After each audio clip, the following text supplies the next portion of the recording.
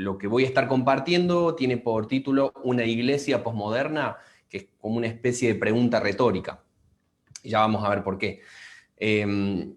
Y son algunas ideas muy generales, muy generales, del libro Cristianismo y Posmodernidad, La rebelión de los santos, que se publicó en Editorial CLIE el año pasado, de hecho.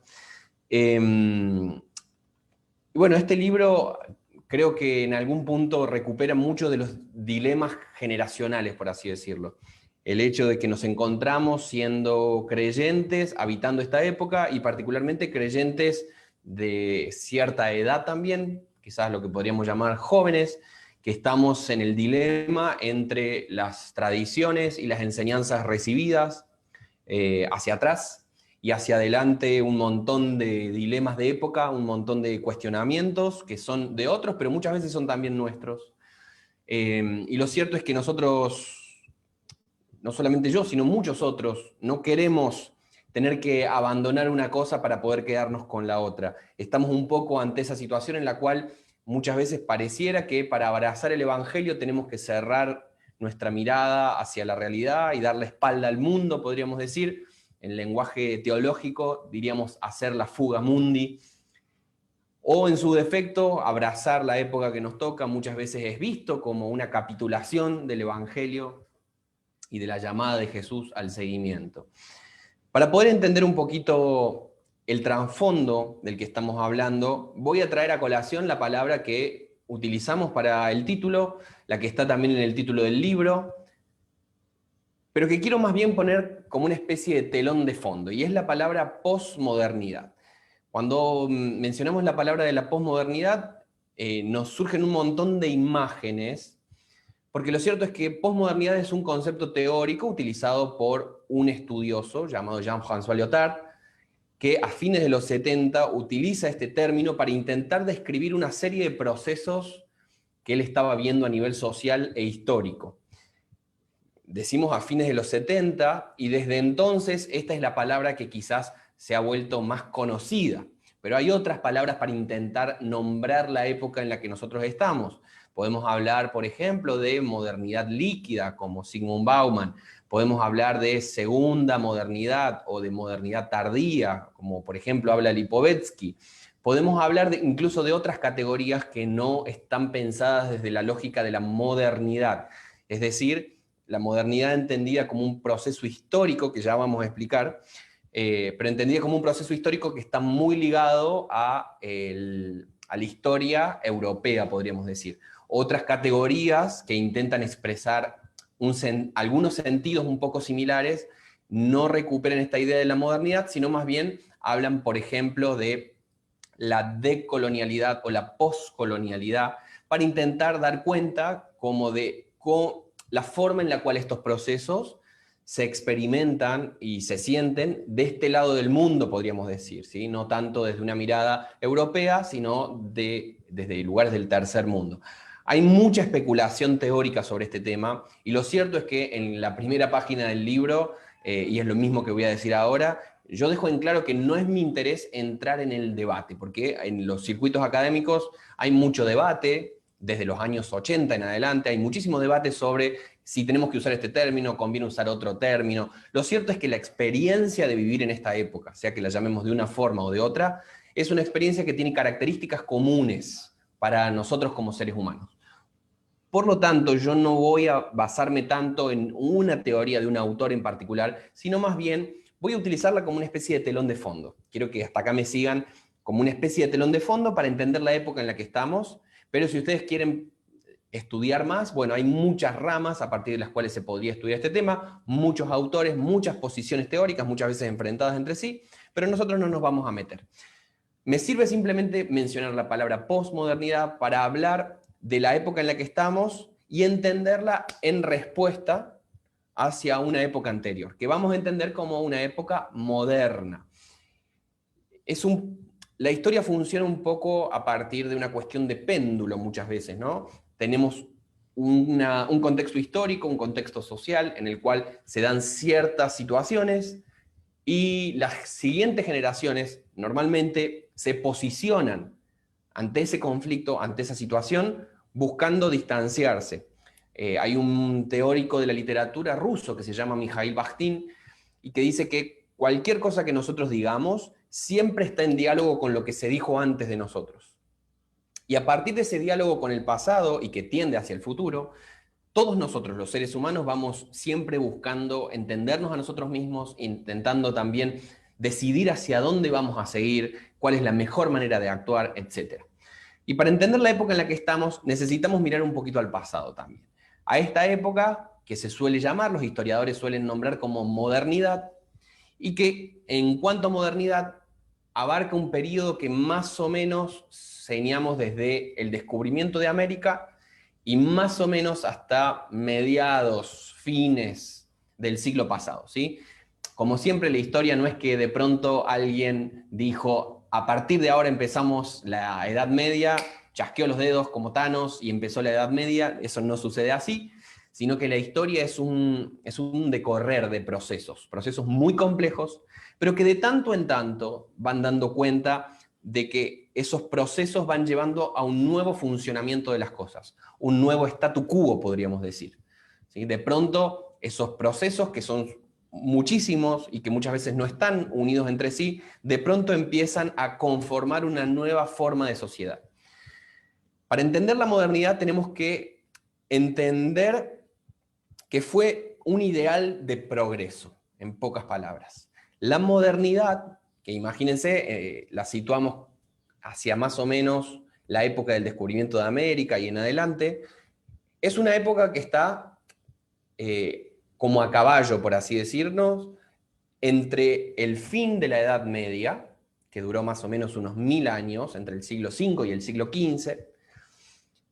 Desde el fin de la Edad Media, el deseo de la modernidad era justamente poder superar esa Edad Media. La Edad Media marcada por el ideal de lo religioso, con mucha presencia de la iglesia en la configuración social, política, económica, cultural, y había un deseo justamente de salir de eso y de pasar de la época oscura, como se nombraba la Edad Media normalmente, la época de un oscurantismo, a pasar a una época de la luz, una época de iluminación marcada por un proyecto de modernidad que apuntaba hacia el progreso humano, no ya marcado por lo teológico como la Edad Media, sino más bien por una época atravesada por el deseo humano de emanciparse. Bonhoeffer, que es un teólogo alemán, que murió en manos del Tercer Reich, de Hitler, Bonhoeffer decía, esta es la época en la cual nosotros hemos llegado a la mayoría de edad. Es decir, ya nos hemos emancipado de estas estructuras religiosas oscuras del pasado, y ahora la humanidad ha llegado a constituirse sin tener que agarrarse de nada, por así decirlo, ¿no?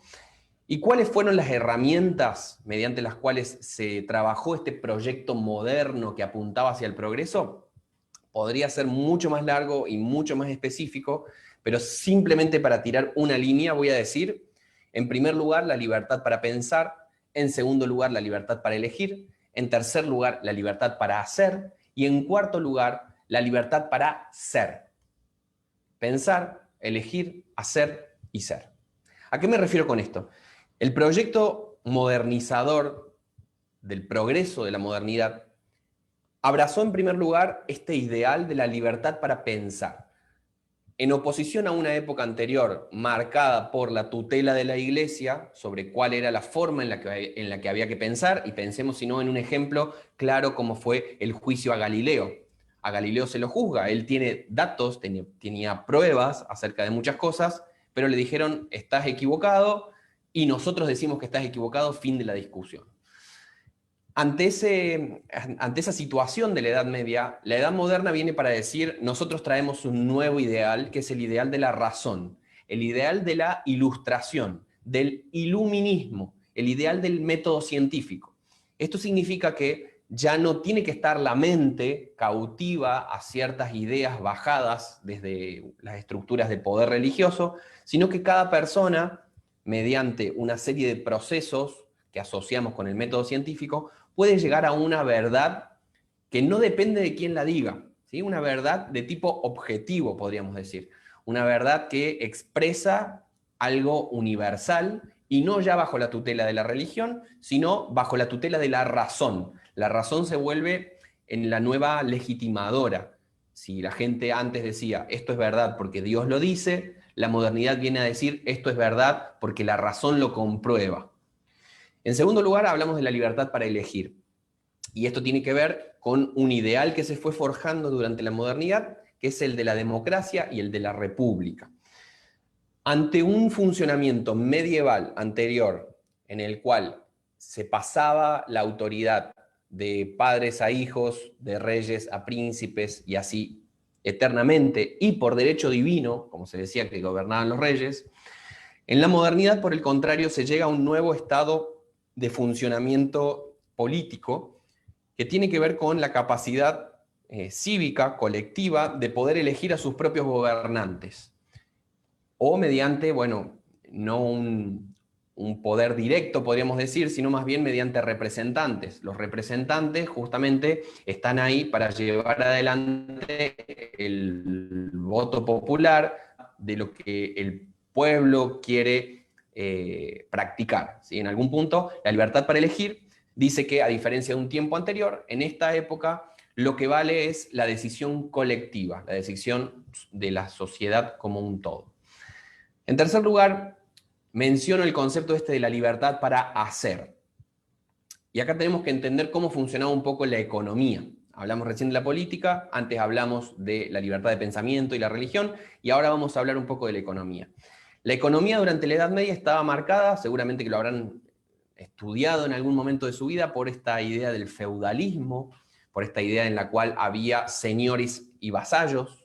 Los señores dictaminaban ciertas cosas y cuidaban a sus vasallos, mientras que los vasallos les rendían pleitesía. Una obra clásica de la literatura en español que aborda este tema es justamente el Mío Cid. El Cantar del Mío Cid presenta que el Cid es un vasallo muy devoto al rey Alfonso. No obstante, Alfonso no es tan buen rey, y mucho menos sus consejeros, mucho menos los otros nobles que lo rodean. Entonces, ante esta situación del medioevo, en la cual uno no tiene lo que diríamos movilidad social, sino que por el contrario uno nace carpintero, muere carpintero y su hijo, sus nietos van a seguir manteniendo esa profesión familiar. Ante esa situación de la Edad Media tenemos el deseo moderno de poder decidir qué hacer con mi vida, por así decirlo. Esto llevó, y esto lo trabaja mucho, un autor fundamental para la sociología, que es Max Weber, fundó a una construcción de una sociedad capitalista a partir del deseo de poder realizar la vocación, podríamos así decir, ¿no? Yo no tengo que ser lo que fueron mis padres, mis abuelos, mis tatarabuelos, sino que yo, mediante mis propias decisiones, puedo salir al mundo a trabajar, a vivir mi vida de una forma en la cual haga justicia a mis propios deseos, a mis propias búsquedas, ¿no? Este es el ideal en el cual el capitalismo burgués, podríamos decir, mediante el libre mercado, ha llevado a una conformación de un sistema planetario, económico, como el que vivimos. En cuarto lugar, me gusta mencionar esta idea de la libertad para ser.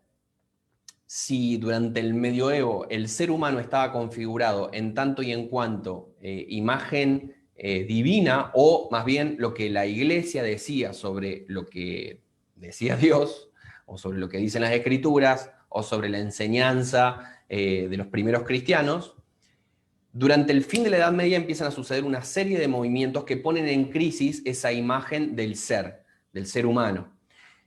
Y sobre todo, entre muchos movimientos, quiero destacar dos. En primer lugar, el humanismo, y ahí vamos a conectarlo con la figura de Erasmo de Róterdam. Y en segundo lugar, el Renacimiento. El Renacimiento es un movimiento artístico, mientras que el humanismo es un movimiento más bien filológico, conectado con los estudios de las lenguas antiguas. No obstante, el humanismo y el Renacimiento se conectan de muchas formas entre sí. Hay también tensiones y críticas, pero se conectan de muchas formas y plantean un ideal humano que ya no está anclado a las imágenes del ser, por así decirlo, según como eran planteadas anteriormente, sino que yo como ser humano tengo la libertad para ser. Y por eso conectamos esto con esta famosísima frase de Descartes, que es cogito ergo sum. pienso, luego existo, ¿sí? Porque puedo pensar, me doy cuenta de que existo, dice Descartes.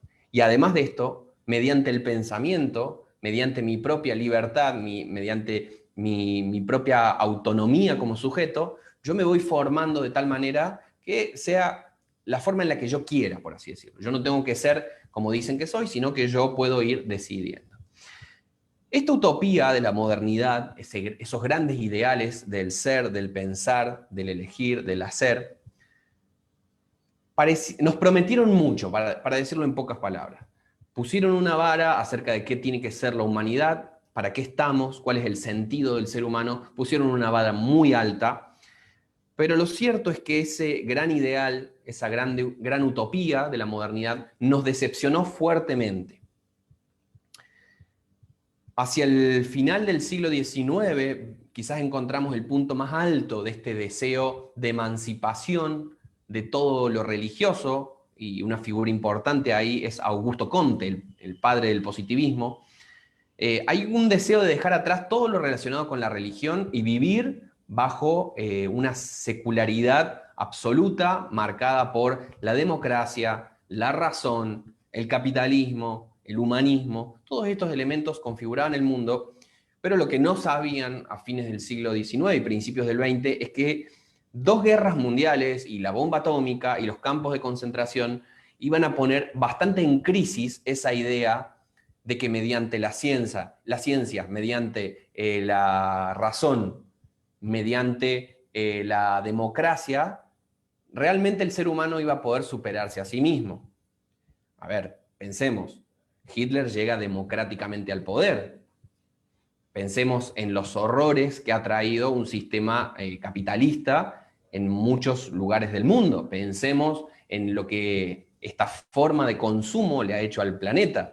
Pensemos en esta idea de democracia que decimos, bueno, esta es la mejor forma de organizarnos entre nosotros. No obstante, si algo podemos dar testimonio en los países de América Latina, es que nuestras democracias son muy problemáticas en muchos sentidos. Entonces esta democracia, esta utopía moderna, con estos grandes ideales, nos prometió muchas cosas, pero nos decepcionó bastante también. Y un poco siento que en nuestra época tenemos la percepción de estar a la deriva. Somos una época que se siente a la deriva y hay autores que han reflexionado sobre esto. Por ejemplo, Francis Fukuyama hablaba de que estamos en el fin de la historia. Esta idea de que Fukuyama escribió hace mucho tiempo, pero él decía, pareciera que estamos como al borde del abismo. Falta que alguien nos dé un empujoncito y entramos en el abismo absoluto. Hoy en día estamos atravesando una pandemia. Hoy en día estamos atravesando una pandemia que tiene que ver con ciertos usos de la circulación monetaria que terminan creando nuevas enfermedades que de pronto se vuelven planetarias. Gracias a las fantásticas telecomunicaciones y los viajes, de pronto, esto que parecía ser tan bueno nos ha llevado a una pandemia global, ¿no? ¿Quién le hubiera dicho a Francis Fukuyama que esto podía pasar, de que efectivamente faltaba un poquito para que llegáramos a una pandemia global? Y no sabemos cómo va a pasar el futuro. ¿Qué va a pasar con los cascos polares? ¿Qué va a pasar con la capa de ozono? ¿Qué va a pasar con las tensiones cada vez más grandes entre Estados Unidos, Rusia, China? ¿Qué va a pasar con las economías del tercer mundo? ¿Qué va a pasar con los distintos fanatismos y totalitarismos que están surgiendo en distintas partes del globo? Pareciera un poco como esta sensación de muchísimo, como un subidón, por así decirlo. Lyotard, el que acuñó el término de posmodernidad, él decía, es una época en la cual los grandes relatos, las grandes formas de explicar el mundo se caen. ¿Y qué nos queda a nosotros ahora? ¿Cómo vivimos ahora? Esta es la pregunta, ¿no? ¿Cómo vivimos en una situación como esta, ahora que se cayeron las utopías? Según Fukuyama, la última de las utopías se cae con el muro de Berlín. Uno podría estar en desacuerdo con esa idea o no, pero estamos en una época de profunda desilusión, sea como sea que uno la plantee. ¿Cómo vivimos en un mundo así?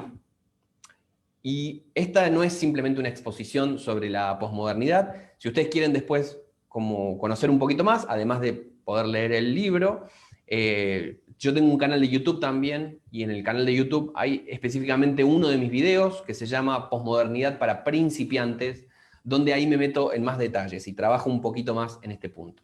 Pero mi pregunta no es tanto hoy describir cómo describir la posmodernidad o la época en la que estamos, sino más bien cómo la Iglesia aborda estas cuestiones.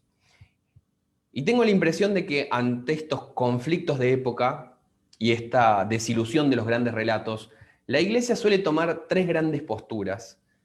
Y estas tres grandes posturas son muy problemáticas también.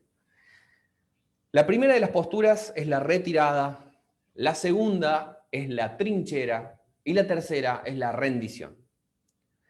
La primera, la retirada, tiene que ver justamente, estoy utilizando todo un lenguaje tomado del mundo de lo militar, y la postura de la retirada sería básicamente escaparse, la fuga mundi en algún punto, centrarse en lo espiritual, y es una espiritualidad totalmente desencarnada, es una espiritualidad íntima, individual, cerrada en uno mismo, muy desde la emoción, es una espiritualidad para mí y como mucho para muy poquitas personas a mi alrededor, donde se le da la espalda a la realidad. Implica retirarse del mundo para no contaminarse. Implica hacer como si no estuviera pasando nada. ¿Sí? Hay un desentendimiento de la realidad, de los problemas, de las discusiones de nuestra época, darle espalda. Y en la época de Jesús había un grupo que hacía esto y que eran los esenios. Los esenios hacían justamente esto. Ante el conflicto del Israel del siglo I, se fueron a vivir al desierto y ahí, en las famosas cavernas de Qumran, crearon una comunidad aislada. Se fugaron de la realidad y se fueron ahí. Y Jesús podría haber sido un esenio. No obstante, Jesús no escapó al desierto, él no fue un esenio, sino que por el contrario, su ministerio fue en las calles y abordando las preocupaciones y las situaciones que marcaban la vida de la gente de su época. Por lo tanto, nosotros no podemos decir ese es el camino para nosotros. Nosotros no podemos decir con honestidad cristiana, está bien retirarse, fugarse del mundo. La segunda gran postura que veo es la de la trinchera. La trinchera es posicionarse en un lugar seguro y ver a todo lo que está afuera como el enemigo. Posicionarse en la trinchera significa que se ve todo lo actual, todo lo que está pasando ahora mismo, como el enemigo en sí mismo. Todo lo que está pasando es malo. Toda nuestra época es casi completamente enemiga de la iglesia y enemiga de la fe cristiana. Y en oposición a esto, se rechaza esta época que es toda enemiga y se exalta en algún punto una época anterior. Puede ser la época en la que vivieron nuestros padres, nuestros abuelos, otra época. Se defiende una sociedad que no existe en algún punto. Y acá se comete un gran error, porque defender esta época del pasado, donde había valores cristianos, por ejemplo, donde la gente vivía de una manera mejor, según lo que podemos decir. No obstante, aunque estamos levantando otra época, estamos equiparando la época en la que vivieron nuestros padres, nuestros abuelos, con el reino. Y tenemos que decir que ninguna época es perfectamente redimida ni totalmente irredimible. Cada época tiene la posibilidad, justamente a partir de sus propias configuraciones, de abordar el seguimiento de Jesús y el ideal, la utopía del Evangelio. Si para nosotros vivir cerca de Jesús, vivir en el Evangelio, significa la vida que se vivía hace 50 o hace 100 años, es muy probable que estemos en realidad confundiendo Evangelio con una forma cultural del pasado. Y la tercera de estas posiciones tiene que ver con confundir Evangelio con una forma cultural del presente. Y que es la forma que me gusta llamar la rendición, levantar la bandera blanca. ¿Cuándo pasa esto? Cuando la iglesia está dispuesta a rendirse a cualquier cosa, a cualquier idea que la cultura de nuestra época presione como la forma correcta o como el discurso correcto. Todos los dogmas cristianos, todas las doctrinas, toda la tradición de la iglesia, la enseñanza de las escrituras, todo termina pasando por el filtro del espíritu de nuestra época y termina siendo decantado según lo que es políticamente correcto para nuestra sociedad. Y aunque uno puede escuchar muchos de los reclamos de nuestra época que intentan denunciar los errores de épocas anteriores, creo que un gran peligro de la rendición es que se olvida que Cristo es un camino angosto.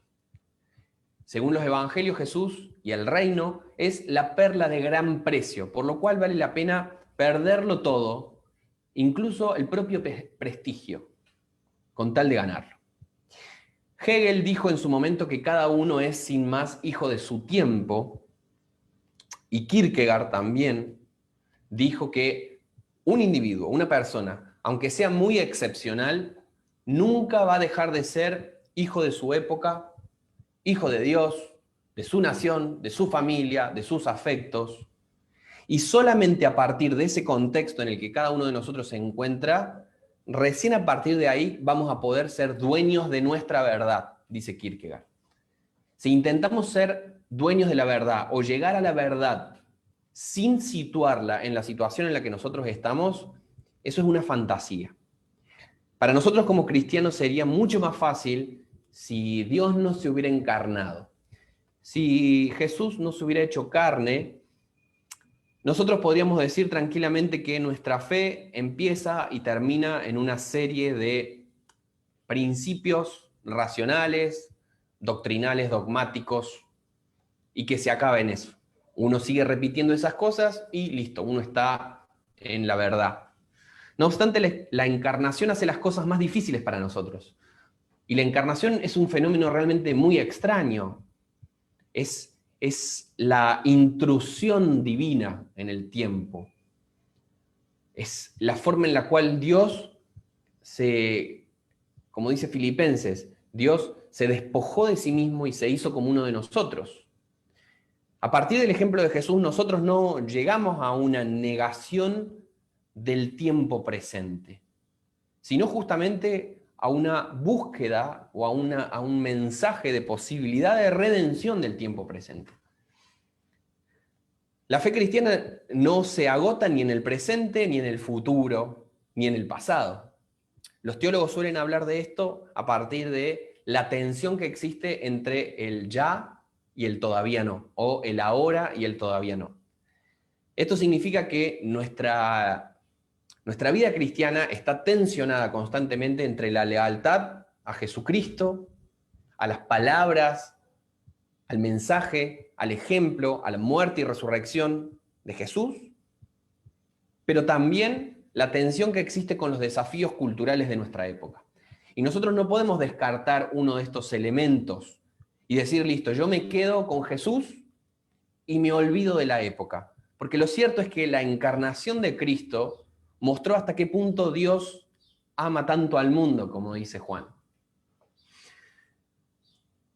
Yo les dije al principio que esta charla que voy a compartir recupera muchos elementos de mi libro Cristianismo y Posmodernidad, La Rebelión de los Santos, y para mí no es posible, sinceramente, resumir las propuestas del libro en 1 hora o en 10 horas de charla, porque trata sobre muchos temas el libro.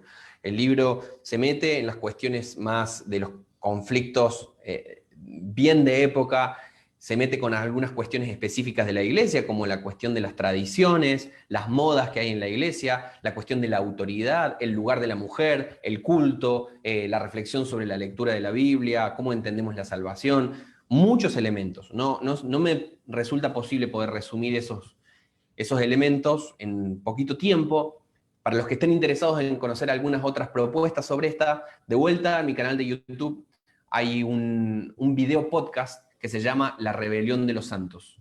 Y cada uno de los videos de este video podcast abordan diferentes temas que yo voy tratando en el libro de La Rebelión de los Santos justamente.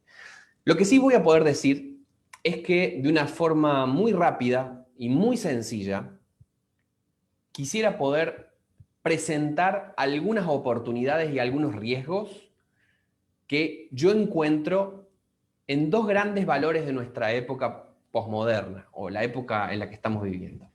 2 grandes valores de nuestra época, y que son, en primer lugar, la experiencia Y en segundo lugar, el pluralismo. Cuando nosotros hablamos de experiencia y hablamos de pluralismo, quizás inmediatamente nos puede saltar un prejuicio, un prurito, que vea estas cosas como algo completamente positivo o completamente negativo. Pero lo cierto es que ni la experiencia ni el pluralismo son en sí mismas cosas buenas ni malas. Cada uno de estos valores de nuestra época encierra algunas oportunidades para la fe y muchas veces resaltan algunos valores que tiene nuestra fe cristiana, pero al mismo tiempo también esconden una serie de peligros, una serie de desafíos y por los cuales no podemos ni abrazarlos completamente ni rechazarlos completamente, sino más bien, como ese consejo muy prudente de las Escrituras, necesitamos examinarlos para retener la parte de lo que es lo bueno. Nosotros vivimos en una época en la cual la experiencia está puesta por encima de todo argumento. Si yo digo, ante una situación, esto es verdad porque yo lo viví, en nuestra época pareciera que nadie puede decir nada. Bueno, es tu experiencia, esto es tu verdad. Si lo viviste, bueno, yo no puedo decir nada sobre eso. Esta posición de nuestra época es como una reacción a la forma en la cual la modernidad intentó decir la verdad solamente se explica mediante factores racionales y lógicos. Es decir, mediante la razón yo puedo decir esto es verdad y punto, y fin. Pero nuestra época ha reaccionado ante este posicionamiento y más bien decimos, no, quizás la razón no me lleva hacia ahí, no obstante, en mi propia experiencia, yo he comprobado que esto es verdad. Primero quiero pensar en las oportunidades que este valor de la experiencia tiene para nosotros. La primera que me gustaría pensar es lo que un autor llamado Gil Skeppel nombra como la revancha de Dios. Y en un sentido más amplio podemos mencionar como la revancha de la espiritualidad. La modernidad, desde su enseñanza fuertemente racionalista, un racionalismo que por momentos fue muy rancio, presentó el mundo como algo que puede ser explicado hasta los mínimos detalles a partir de la razón, y a partir de eso se dijo, el mundo del espíritu, la espiritualidad humana, no tiene lugar acá, porque esto no puede ser explicado mediante el método científico, esto simplemente es parte de una fantasía del pasado, es la forma mediante la cual nuestros ancestros explicaban el mundo. Bueno, nosotros tenemos la ciencia, no necesitamos más la religión. El valor de la experiencia ha vuelto a despertar la revancha de la espiritualidad en nuestra sociedad. Y si ustedes se fijan a su alrededor, constantemente están apareciendo movimientos, personas y grupos que dicen, yo he conectado con una espiritualidad de X tipo, no importa de qué tipo. Uno está encontrando una verdad en la espiritualidad justamente porque estas explicaciones cientificistas del pasado de pronto no terminan de satisfacer nuestras expectativas. Y esto puede ser una gran noticia para nosotros. El hecho de que nuestros semejantes estén abiertos a la posibilidad de la espiritualidad significa que nosotros también en un contexto como ese tenemos la capacidad, la posibilidad, la invitación de poder invitar al seguimiento de Jesús, al descubrimiento del Evangelio, porque, bueno, si uno ya ha probado tantas cosas y ha tenido experiencia de tantas cosas, ¿por qué no? ¿Por qué no probar también esto? Otra cuestión muy positiva que me parece de este valor de la experiencia es el redescubrimiento del valor de las personas. Justamente como hemos puesto el foco sobre la experiencia, que cada uno tiene la suya en algún punto, nuestras comunidades cristianas han vuelto a repensar el hecho de que, como la Reforma Protestante ha dicho desde siempre, la iglesia es el lugar donde viven los sacerdotes de Dios, ¿sí? Es el sacerdocio universal de todos los creyentes. Esto nos ha llevado a reflexionar también sobre tener estructuras eclesiales menos rígidas, donde nuestra vida de fe no pase por una serie de rituales que debemos repetir de una forma bastante vertical, sino que esto ha llevado a una mayor reflexión sobre el aspecto comunitario de la fe cristiana. Y me parece que esto es muy positivo, porque esto está reflejando también el corazón de la iglesia primitiva, la enseñanza de Jesús, esta cuestión en la cual no es que unas pocas personas tengan la tutela de Dios, por así decirlo, sino que por el contrario, la iglesia es el lugar del sacerdocio universal de todos los creyentes. Y no podemos olvidarnos del aspecto comunitario de la iglesia, sino que por el contrario, es central para entender también el mensaje del Evangelio. En tercer lugar, me parece muy positivo de este valor de la experiencia que hemos probablemente vuelto a acentuar el querigma del Evangelio, es decir, la explicación más sencilla de la fe cristiana. Para batallar un poco contra el ateísmo racionalista de la modernidad, muchos teólogos cristianos empezaron a escribir grandes manuales de apologética donde llegaban a demostrar muchas cosas técnicamente, según se llegaba a demostrar la presencia de Dios, la existencia de Dios. Todo esto se argumentaba y muchas veces se perdía en ese proceso, en toda esa retórica fuertemente religiosa, se perdía justamente el valor de la experiencia. Yo puedo llegar a tener las ideas muy claras sobre quién es Dios según el Nuevo Testamento, pero no haber nunca experimentado el poder de Dios y no haber nunca experimentado la presencia de Jesús en mi corazón. Por ese motivo, creo que es muy positivo también que quizás hemos empezado a sacarle mucha ropa de encima y empezamos a hablar del Evangelio como algo sencillo, un querigma, una invitación justamente a seguir las pisadas de Jesús, sin tantos ropajes tan religiosamente pesados, por así decirlo. En cuarto lugar, me parece positivo en esta época que hemos vuelto a mirar al ser humano desde una mirada bastante holística. La modernidad hizo mucho énfasis en la cuestión de la racionalidad. La razón era el centro de la vida, el centro absoluto de todo lo que pasaba, y en ese contexto también se negó fuertemente todo lo que no tuviera un tinte marcadamente racional. Eso significa que durante la modernidad todo lo que fuera físico, lo corporal, todo lo que fuera lo emocional, quedó de lado, porque no entraba dentro del recorte de la racionalidad moderna. En nuestra época hemos vuelto a considerar al ser humano como algo holístico, y eso ha llevado a que muchas comunidades empiecen a incorporar dentro de sus programas, dentro de sus organizaciones, dentro de sus mensajes, aspectos que tienen que ver, por ejemplo, con el cuidado de nuestro cuerpo, que es templo del espíritu, que tienen que ver con la importancia de una emocionalidad sana y no desbordada. Todas estas cosas fueron bastante reprimidas durante la época moderna, y creo que en esta época ha habido un despertar, un abrir los ojos a las posibilidades de todo esto, que también es parte de la vida. No obstante, este énfasis en la experiencia, así como nos ofrece muchas oportunidades muy positivas, si ponemos nuestra confianza ciega en esto, también hay algunos peligros. Y quiero rápidamente mencionar 4. En primer lugar, lo que me gustaría llamar como una especie de hedonismo espiritual, en la cual mi propia experiencia es mi propia brújula.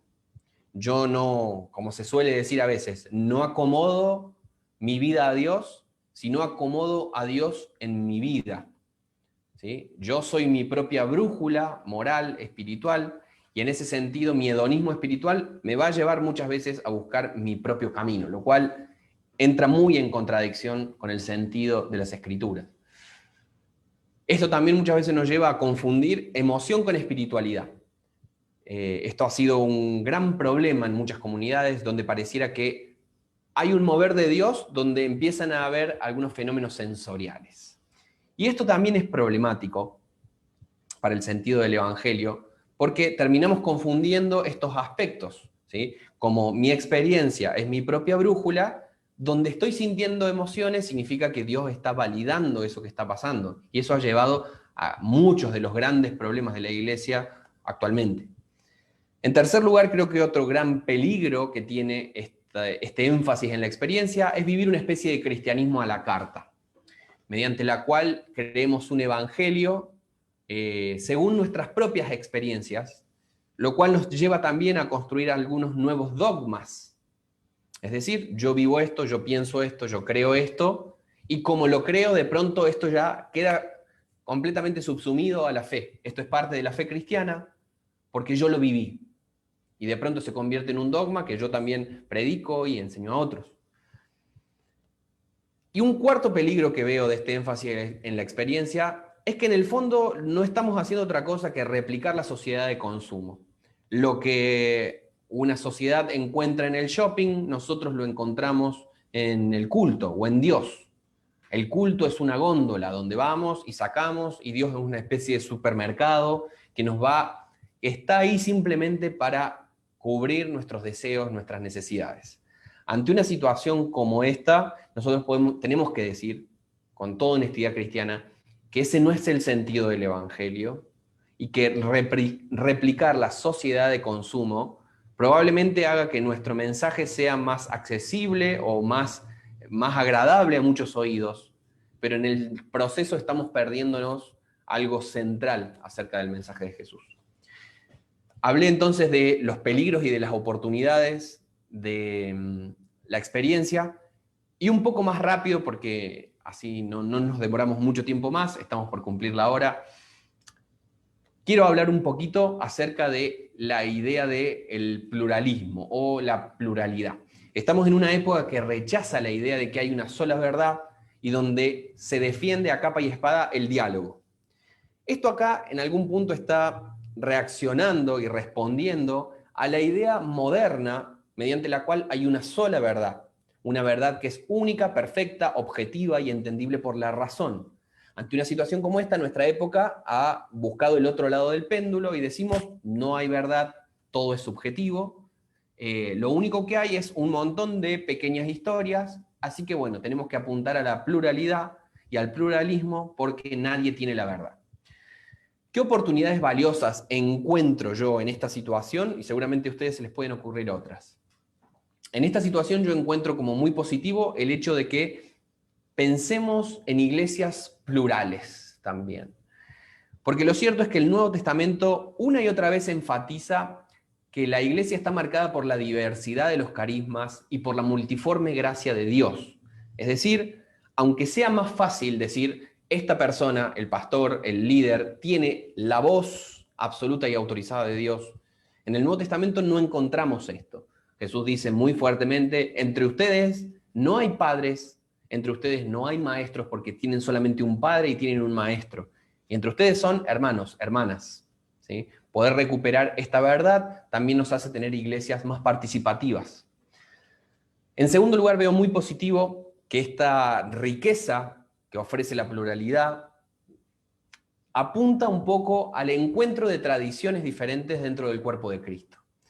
Porque cuando reconocemos que mi propia denominación no es la última coca del desierto, es la que tiene la verdad absoluta sobre Dios, y podemos reconocer que Dios también se mueve de diferentes maneras, y podemos reconocer su presencia, su accionar, en otras líneas de la fe, en otras tradiciones de nuestra fe cristiana, podemos también empezar a reconocer la posibilidad de trabajar en unidad. Y que todo eso, más que ir en contra del cuerpo de Cristo, por el contrario, lo fortalece, lo enriquece.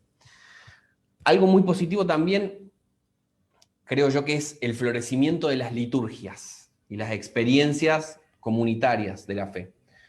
Porque empezamos a notar el valor de la pluralidad en nuestras comunidades, en América Latina, empezamos a recuperar los ritmos propios de América Latina, por ejemplo, para incorporarlos en nuestras liturgias. Y eso es algo muy valioso porque estamos también dando de nuestra adoración a partir de nuestra propia cosecha, por así decirlo. ¿Sí? Le estamos ofreciendo a Dios el sacrificio desde lo mismo que tenemos nosotros. En su momento nosotros recibimos una herencia, muchas veces inglesa, norteamericana, alemana, holandesa, sobre cómo se tenía que cantar a Dios. Y de pronto la pluralidad de la iglesia pone de manifiesto una serie de liturgias mediante las cuales nosotros podemos adorar a Dios según nuestra propia cultura, y eso es algo muy valioso. Y en cuarto lugar, lo veo como muy positivo el hecho de que tenemos una mayor capacidad de diálogo con la cultura de nuestra época. El hecho de que tomemos conciencia de nuestra limitación nos hace bajar un poco las barreras, nos trae un poco de humildad y nos ayuda a salir de las cuatro paredes de la iglesia para intentar comprender un poquito mejor el mundo que nos rodea. Todas estas cosas son muy positivas, pero creo que también en este principio del pluralismo, de la pluralidad, existen una serie de peligros y rápidamente los quiero reseñar. En primer lugar, que para respetar esta pluralidad terminemos desfigurando el rostro de Jesús, para que no se quede nadie afuera de la familia de Dios, estemos dispuestos a ceder cosas en las cuales el Evangelio no cede. En segundo lugar, considero peligroso un desprecio de las Escrituras y considerar a las Escrituras como algo simplemente, meramente tradicional, digamos, como un libro que fue valioso en su tiempo, pero que nos lleve a quitar a las Escrituras su valor profético. Un valor profético que sigue siendo señal para nuestra época también, y que no es simplemente parte de un libro que se escribió hace muchísimo tiempo. En tercer lugar, creo problemático una especie de sincretismo que justificamos con el amor, una mala interpretación del amor según el Nuevo Testamento, creo yo. Se prefiere muchas veces lo líquido, recuperando a Bauman, por encima de lo ortodoxo, que es lo estático, lo duro, lo inamovible. Se prefiere lo líquido como para poder estar juntos, pero muchas veces de vuelta en una especie de sincretismo que termina cambiando algunos sentidos esenciales del Evangelio. Y en cuarto lugar, una especie de relativismo teológico, que lleva a que demos por iguales todas las posturas, porque total no tenemos ningún parámetro de referencia, así que bueno, más o menos las diferentes posturas son lo mismo, cada uno tiene su verdad, y ahí terminamos nuestra reflexión sobre la fe.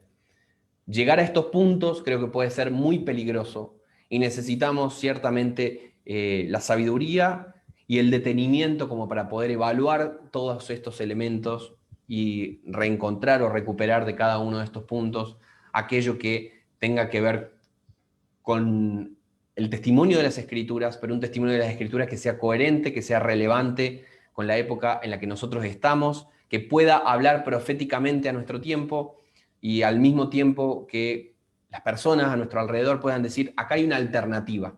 Este evangelio me llama a salir de muchas estructuras dadas, de muchas explicaciones aprendidas, pero no me llama a escaparme del mundo, a escaparme de la realidad. Me lleva justamente a vivir en este mundo, pero con una esperanza que lo trasciende.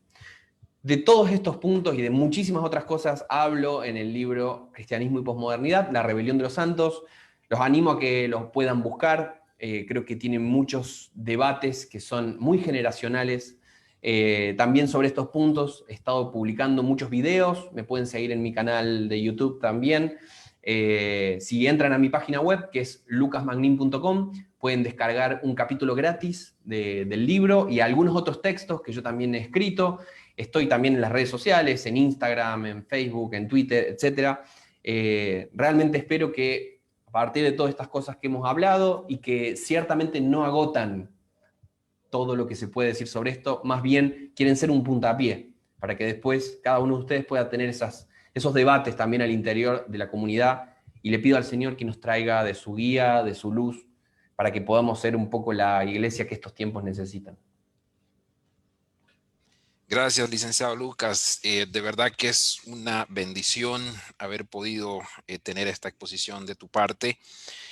Tenemos muchos saludos de muchos hermanos, ¿verdad? Tanto dentro y fuera de nuestro continente. Saludos desde California, Barcelona, Argentina, México, Guatemala, Costa Rica, Panamá, República Dominicana, Puerto Rico, etcétera. Bueno, muchos países, muchos hermanos de diferentes países conectados. Y pues también comentando lo excelente que les ha parecido esta presentación, esta conferencia, y también con algunas preguntas por ahí que vamos a aprovechar igual para pasártelas en un momento.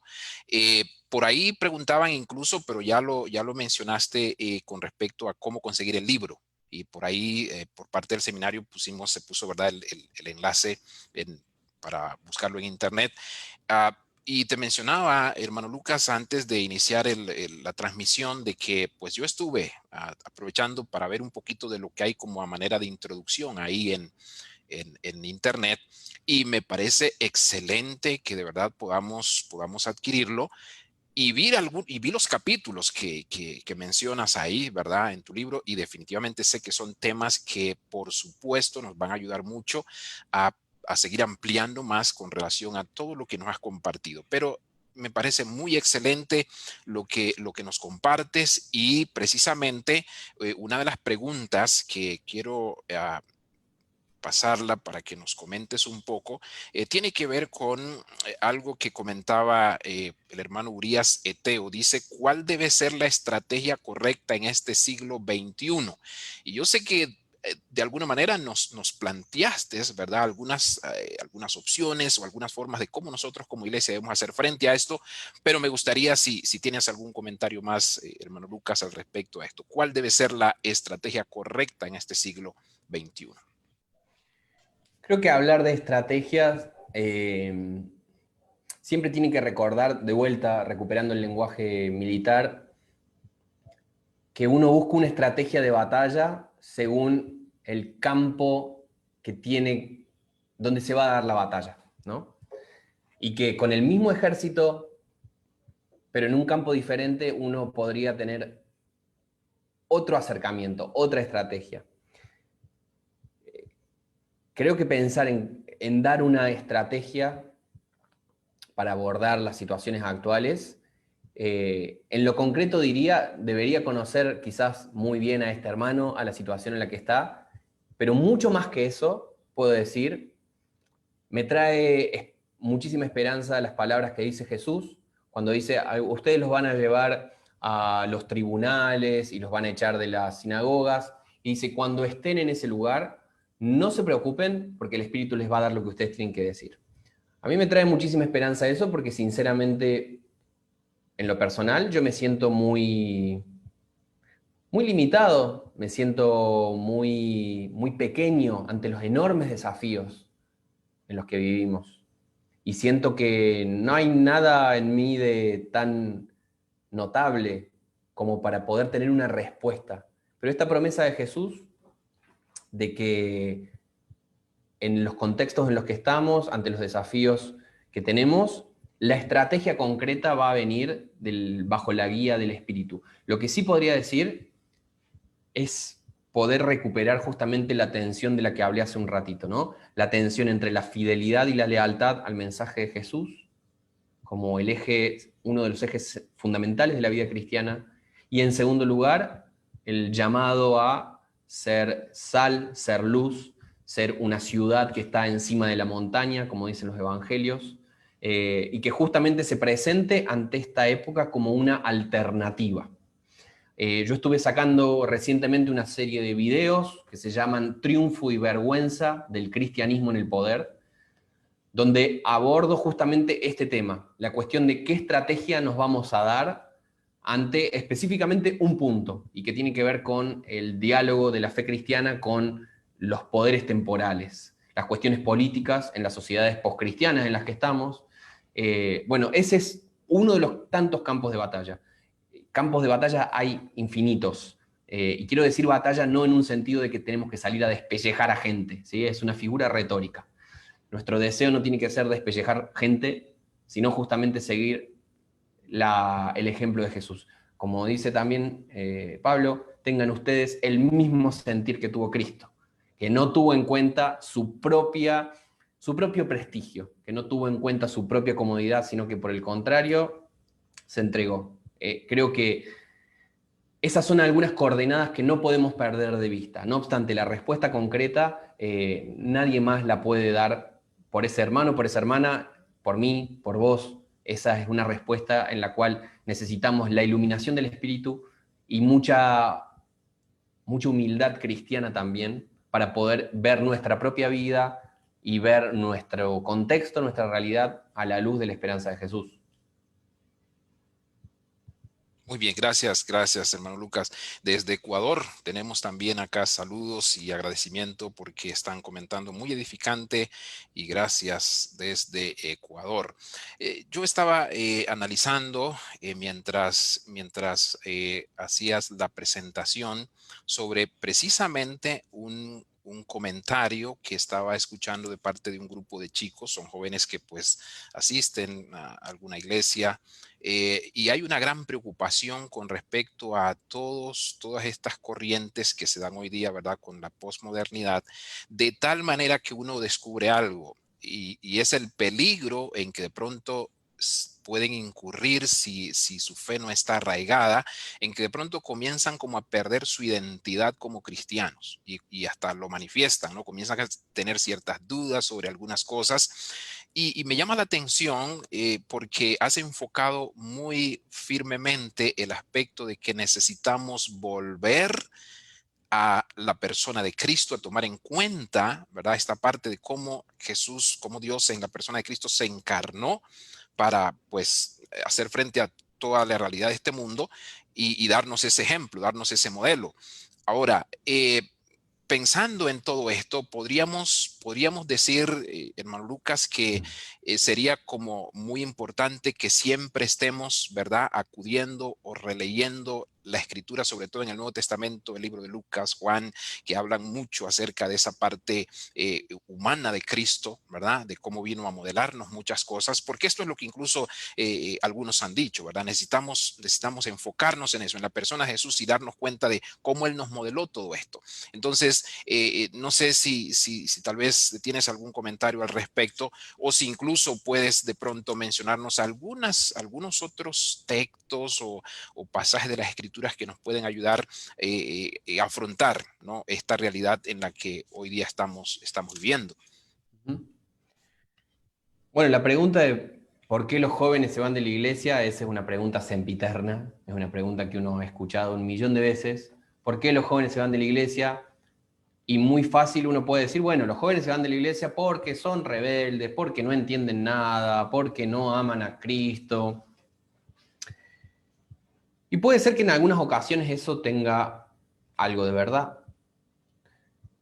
No obstante, yo creo que en mi generación, la gente más chica,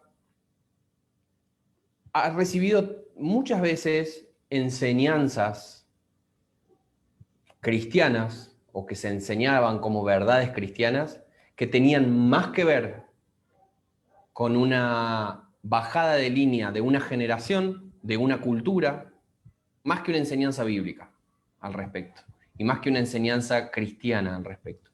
Y ante una situación como la que estamos, en la cual efectivamente hay una deserción de nuestras iglesias muy grande, y eso se ve en América Latina, pero se ve muchísimo más fuerte en Europa, en Estados Unidos, en países más donde la secularización circula con fuerza desde hace más tiempo.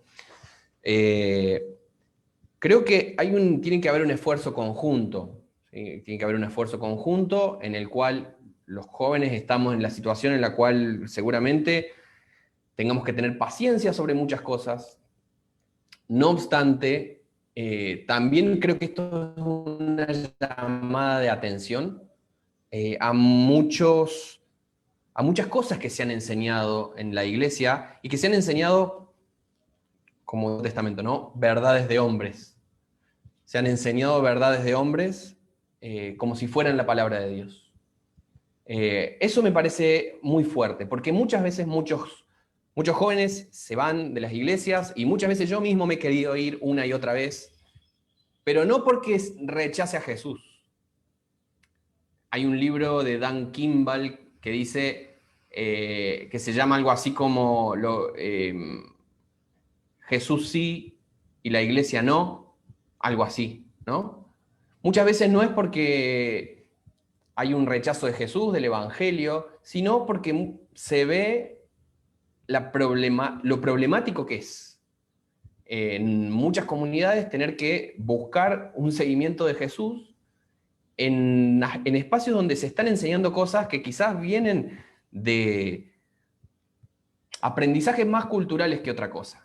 Y que uno cuando empieza a indagar y a conocer más las escrituras, empieza a conocer más la historia de la iglesia, empieza a conocer más acerca de los dilemas de esta época, uno empieza a decir, pero ¿cómo puede ser, digamos, hay una disociación?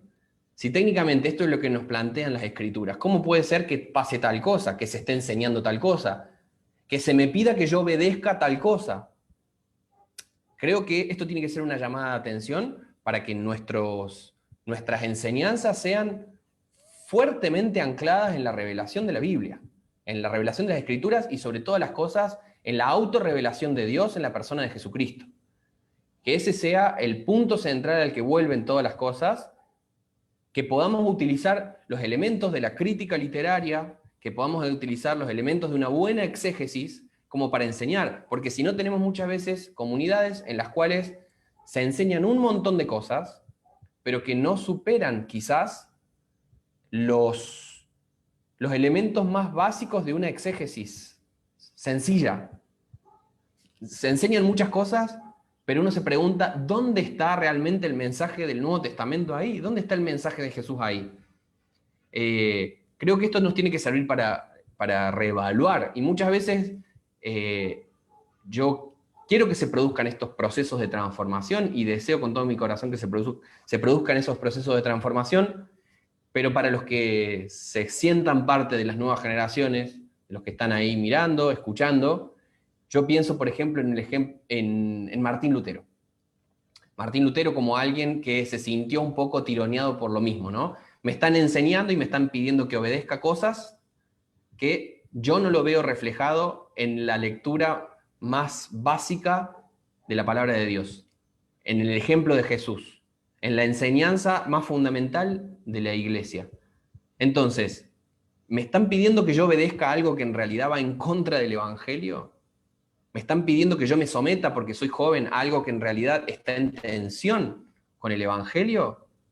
Bueno, si ese es el corazón, si es una profunda devoción y una profunda entrega a la causa del Evangelio, bueno, toca la palabra profética, toca poder hablar palabra de verdad y muchas veces un trabajo pedagógico también, un trabajo de decir, esto que se está enseñando, tomémonos el tiempo para volver a revisarlo. Acá hay cosas que tenemos que cambiar, no podemos seguir diciendo esto.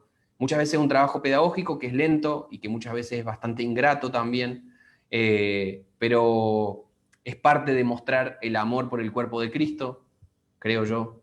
Es parte de mostrar la entrega hacia aquel grupo de personas tan falibles como nosotros mismos y que sin embargo Dios ama tanto. Amén. Gracias, licenciado Lucas. Bien, yo quiero que vayamos concluyendo, pero yo no quiero dejar esta pregunta de lado y con esta pues posiblemente vamos a concluir. Pero antes también hacer un comentario en dos direcciones. Uno, que lo que nos estás mencionando, yo creo que vale la pena todo este desafío que nos estás planteando, porque precisamente una de las cosas que se nos ha dicho en otros contextos, incluso de la educación teológica, por lo menos en el caso de la maestría, aquí en Sendas, uno de los desafíos que tenemos es, hace falta más reflexión teológica, ¿verdad? Y que surjan teólogos, ¿verdad? Desde el punto de vista, pues, por supuesto, bien enfocados en lo que la Escritura enseña, pero también muy contextualizada, es decir, reflexión teológica desde el punto de vista latinoamericano, por ejemplo. Entonces, hace mucha falta eso. Y una de las cosas que siempre estamos diciendo a todos los que se conectan, ¿verdad? Es que el video queda grabado y yo voy a recomendar a que por favor continúen otra vez viéndolo y revisando y otra vez sacando algunas enseñanzas y conclusiones que pueden sacar. De mi parte, incluso estoy pensando, yo lo voy a recomendar que los jóvenes que hoy no se conectaron tengan que verlo porque definitivamente es muy importante todo lo que podemos aprender. Por otro lado, también retomando un poquito, Lucas, lo que mencionabas al inicio de tu presentación. cuál es nuestra actitud como iglesia, qué es la posición que a veces adquirimos. Y creo que es muy importante entonces es que revisemos esto y pensemos con seriedad, bueno, ¿y cuál será nuestra postura? ¿Será que estamos de retirada? ¿Será que asumimos la trinchera? ¿O será que estamos también con la rendición? Ujú, ¿Dónde nos ubicamos ahí? Que por lo general, lastimosamente, estas posturas son las que uno más definitivamente ujú, ve, ¿verdad? Simple y sencillamente por no hacerle frente a la realidad y darnos cuenta de que sí hay algo que enfrentar, que está ahí y no podemos obviarlo. Y a veces simple y sencillamente no, pues, nos hacemos a un lado y listo, ya no queremos. Pero en realidad yo creo que tenemos un gran desafío. Y ujú. pues precisamente Ariel Pérez dice desde su perspectiva filosófica, teológica y viendo toda la problemática que existe ante las circunstancias que vive nuestro mundo, eh, bajo el bajo el instruccionalismo, dice acá, hedonismo, individualismo y consumismo, etcétera, ¿cuál debe ser la postura de la iglesia en base a su fe, sin caer en ese pensamiento de líquida, como bien lo explicabas? Y creo, Em, ajá, perdón, Lucas, creo que tiene que ver básicamente también casi con lo que hablaba el otro hermano, la otra pregunta que hacía, ¿verdad? De cuál ujú. debe ser la estrategia de la iglesia. Claro, Acá habla de la postura, pero bien, claro, no sí, sé sí, creo si que apuntan un tiene. poco a la Ujú. misma dirección. Sí, por eso Quizás, pensé en eso. quizás para agregar Ujú. un pequeñísimo detalle, eh, solemos tener las alarmas muy prendidas y las barreras muy altas cuando se trata de ciertas cosas del mundo que no tenemos que dejar entrar a la iglesia o en la vida cristiana.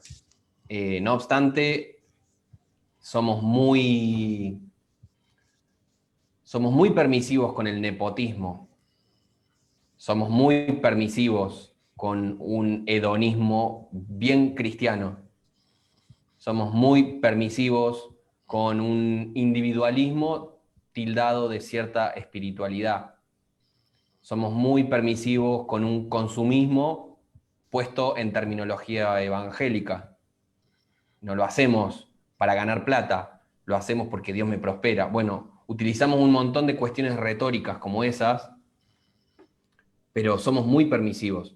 Si vamos a tomar un rol profético, parte del llamado inusual de los profetas fue poder mirarle la cara a los reyes y decirle a cada uno de los reyes, ok, pero, ¿sí? Cambiaban los reyes, cambiaba la situación histórica, política, y los profetas siempre tenían esa tarea de poder llamar a las situaciones, a la obediencia a Cristo, bueno, no a Cristo en el caso de los profetas, pero la obediencia a Dios, al seguimiento de las verdades, al seguimiento de la justicia, de la misericordia.